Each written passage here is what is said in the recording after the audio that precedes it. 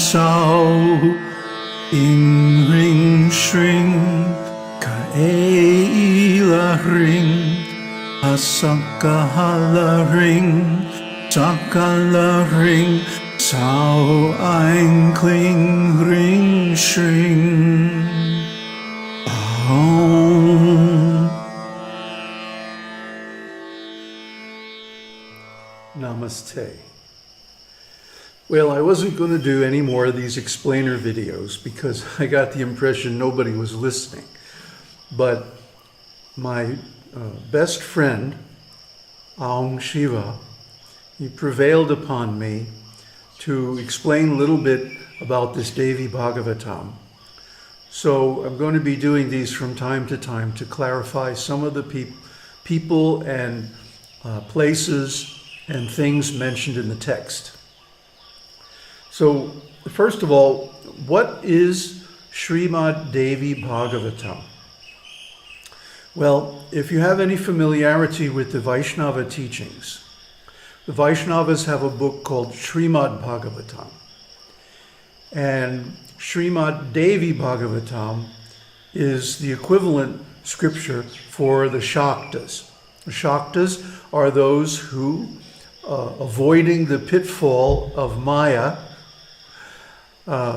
develop devotion for the Universal Mother. So they're followers and devotees of the Mother, Lalita, Ambika, Tripura Sundari. There's so many names, Shakti, Devi, and so on. And this Bhagavatam is the comprehensive statement of who she is and the role that she plays in universal affairs. So it's very interesting that although the Śrīmad Devī Bhāgavatam is classified as an upa-purāṇa, Purāṇa means history, and upa-purāṇa means it's not one of the 18 major Puranas written by Vyasadeva. But even though it's classified as an upa-purāṇa, in his manuscript, Vyasadeva calls it the Mahāpurāṇa, the great Purāṇa, or the greatest Purāṇa, because he doesn't call any other of his Puranas by that name.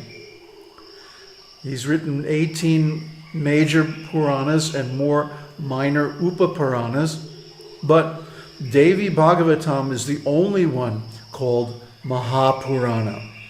And this is obviously because the Divine Mother is considered the root or womb of the universe.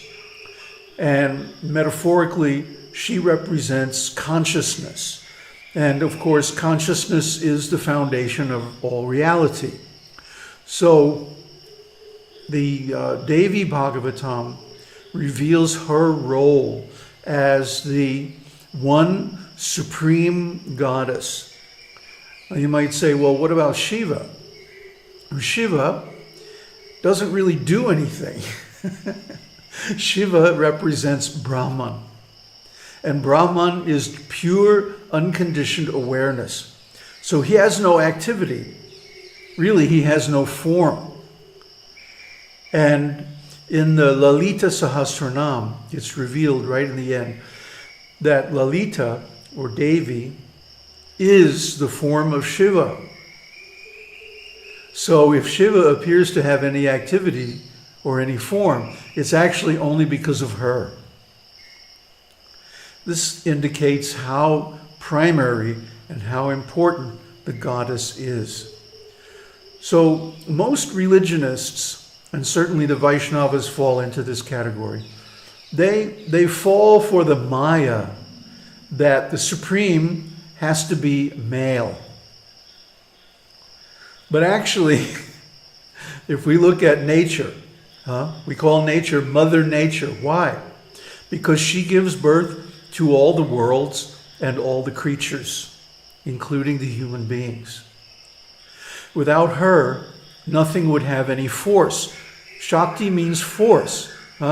So you Star Wars fans out there who are worshiping the Force, the Shakti, this female. I think that's why the Star Wars pictures don't go very deep into the meaning of the force, because the force is female, life energy, kundalini, shakti, prana, Gayatri. She is the life force and the mind force, name and form. And of course, we discussed name and form extensively in our series on the Buddhist teaching, especially Paticca Samuppada. And it turns out that she is name and form as Gayatri. So anyway, the choice of words by Vyasa indicates the importance of this work. Now, who are the personalities discussed in this first chapter? Because this chapter sets the scene for the entire rest of the book. So first mentioned is Shaunaka, Shaunaka Rishi. Shaunaka Rishi is the senior most sage. In other words, he's a realized being of the assembly of the sages in the forest of Naimisharanya. Naimisharanya is a place existing today in northern India, kind of near Delhi and Agra, up in that area. And it's a place where all the sages gathered 5,000 years ago at the beginning of Kali Yuga to perform a sacrifice to delay the effects of Kali Yuga. Because if you've read Mahabharata, the Battle of Kurukshetra basically wiped out all the qualified kshatriyas, kings. So then after they were gone, all the nasty rogues and rascals took over the administration of the various kingdoms. And, they're still with us today. Just read the news. Anyway, the sages held a sacrifice of 1,000 years, the first 1,000 years of Kali Yuga. And the nature of this sacrifice was not the usual homa and so on, but it was a hearing sacrifice, shravanam kirtanam. And so amongst the works that were read were all of Vyasadev's books, including Śrīmad Devī Bhāgavatam. So the Bhagavatam opens with Shaunaka Rishi, the president of the assembly, approaching Sutta Goswami. Now, who is Sutta Goswami? Well, he's the son of Romaharshana. Romaharshana Sutta. Sutta means a person of mixed birth. In this case, when a Brahmana male has union with a Shudra woman, then the resulting offspring is called Sutta.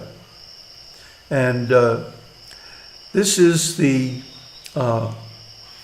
mixed birth, but is considered very auspicious because the person has both Brahmana and Shudra characteristics, enabling them to have compassion toward the common man, because they also have a lot of the qualities of the common man.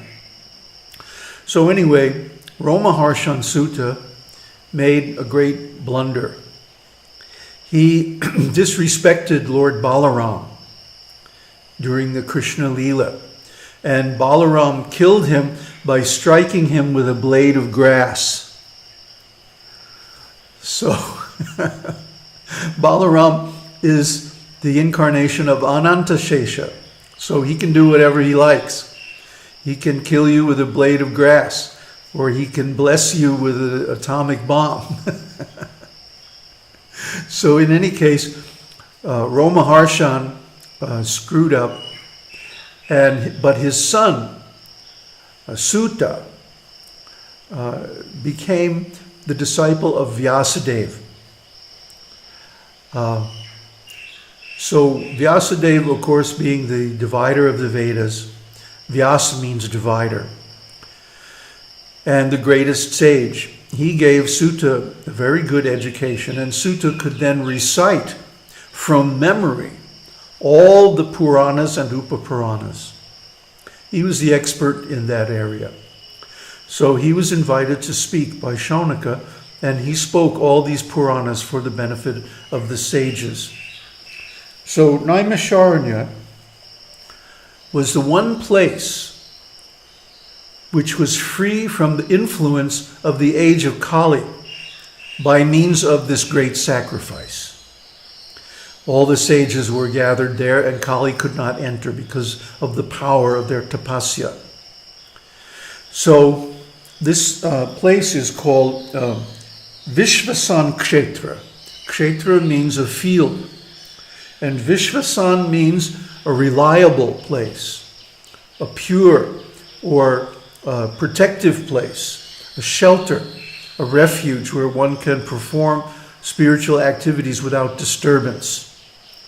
So I know you guys don't like to look up words, but to get the real meaning you have to use a Sanskrit dictionary and find out who these people are and these different names. So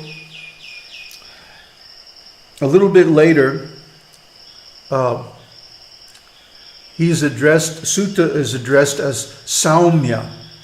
Saumya is the possessive form of the word Soma. And Soma means the moon. Soma is also the name of the sacrificial beverage, the psychedelic drug that was prepared at the ancient Vedic sacrifices. Unfortunately, we've lost the formula. But anyway, Saumya means one who resembles the moon. So it's very likely that he had a moon face, a round face. You can still see these people in northern India and Nepal who have a round face. They're often from the tribal areas in the hills of Nepal. And so Sutta Goswami, he was not only round-faced, but his nature was very cool and pleasing. Saumya also means cool and moist, just like the moon. We just had, after the full moon, this wonderful full moon, at the same time when Jupiter went from retrograde to direct, and we just had a wonderful all-night rainstorm. Beautiful rain, which we needed very badly here. So this rain, this cooling rain, is coming from Guru, Jupiter, and Soma, moon. So in the same way, the cooling rain of the Devi Bhāgavatam is coming from Saumya, Sutta Goswami, and cooling our hearts, hopefully, if we listen well, and giving us the nectar that we always wanted. Then he mentions that there are scriptures in the three gunas. Guna means a quality. See, Brahman has two aspects. Nirguna, without any qualities, that's Shiva. And Saguna, or with qualities, that's represented by Devi. So what are these qualities? Sattvic, Rajasic, and Tamasic. Sattvic means goodness. Rajasic means passion. And Tamasic means ignorance. So there are qualities, just like in the population of the world, these three qualities are there in the different classifications of people. The Brahmanas are in the classification of goodness, Sattvika. And the Kshatriyas are in the classification of Rajasic, or passion. The Vaishyas, the tradesmen, are in the mixed modes of passion and ignorance, Rajasic and Tamasic. And the Shudras, which are more than 90%, or these days 99% of the population, are in the classification of ignorance, Tamasic. And the meaning of these words, the deep meaning, is that the sattvic qualities lead to a higher birth in the higher planetary systems. heaven, or even above heaven. The rajasic qualities lead to suffering and rebirth as a human being, where one has to accept one's karma.